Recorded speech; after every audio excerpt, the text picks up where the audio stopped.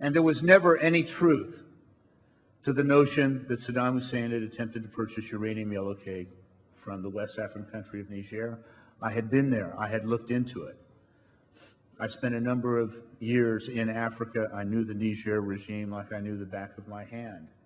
I talked to them. I knew the industry. I had been ambassador to another country that produced uranium in commercial quantities using the same mining structure and system as they did in Niger. I had been head of Africa at the National Security Council under Bill Clinton during a time that we were looking very hard at the uranium business.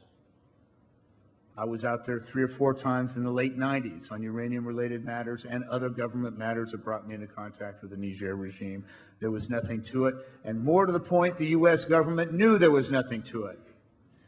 Now, they didn't tell you this until after my article appeared in the New York Times, but in October of 2002, the Senate was briefed by the Deputy Director of Central Intelligence that the allegation that Saddam Hussein had attempted to purchase uranium from West Africa was, quote, exaggerated, stretched by the British. In other words, we didn't believe it. Within 4 days, the Director of Central Intelligence told the White House 3 times, do not use this information. We don't believe it. The British have exaggerated. Now, when inside Washington you use terms like stretch and exaggerate, what you're really saying is the British don't know what they're talking about, with all due respect to my British friends who are here tonight. And this is only on uranium matters.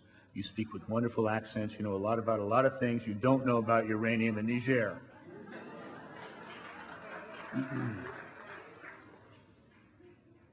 It was not true. The U.S. government knew it was not true when the president uttered those words in the State of the Union address in 2003. I wrote my article on July 6th of 2003. It was entitled, What I Did Not Find in Africa.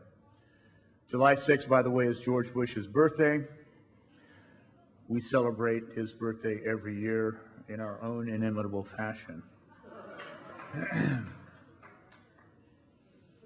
The next day, the White House acknowledged that they should never have used it, those 16 words.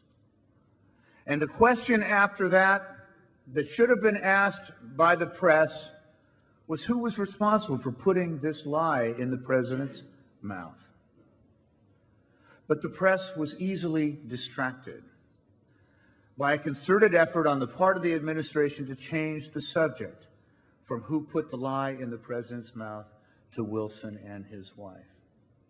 Now, let me just see if I can get a show of hands. How many of you know for sure who put the lie in the President's State of the Union address? All right, I see about 4 hands. Now, let me ask you a second question. How many of you don't know my wife's name? Let the record show that nobody raised their hand.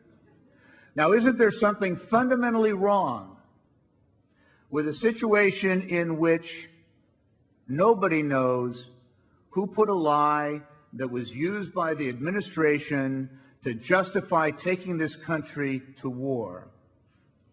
And yet everybody knows the name of a covert CIA officer for one reason and one reason alone, because she happens to be married to a person who had the temerity to call the administration on its bullshit.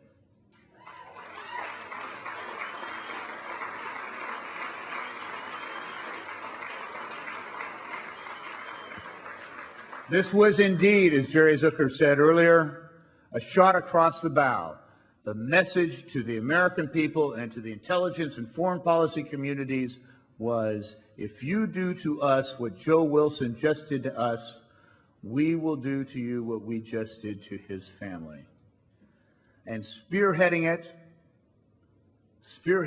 we know, were I. Lewis, Scooter Libby, Karl Rove, Rich Armitage. And Patrick Fitzgerald has made it very clear that because of Scooter Libby's obstruction of justice, there remains a cloud over Dick Cheney, the Vice President of the United States. A cabal that actually thought that the lesser of 2 evils was to betray the national security of the country in order to perpetrate the cover-up of the lies that were used to justify the war in the first place. And that's what this case is all about.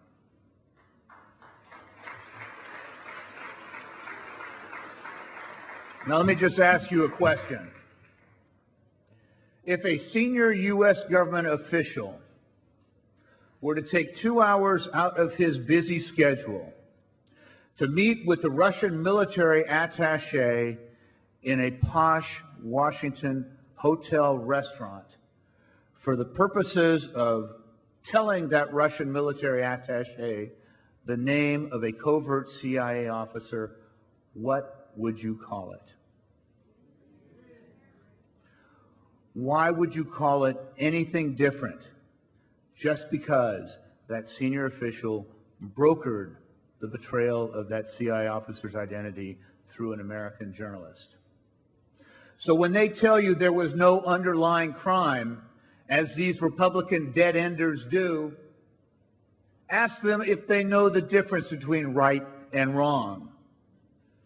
Ask them if they remember that Al Capone was convicted on tax evasion, not on racketeering, or that Al Joesph was convicted on 2 counts of perjury and not on espionage. Ask them if they know the difference between right and wrong. It's as simple as that. Our system of jurisprudence allows us 2 bites at the apple. One is in the criminal trial and one is in the civil case.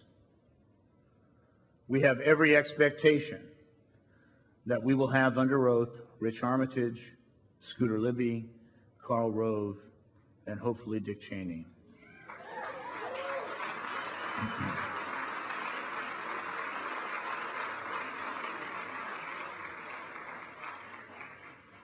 I think we have the wind in our sails.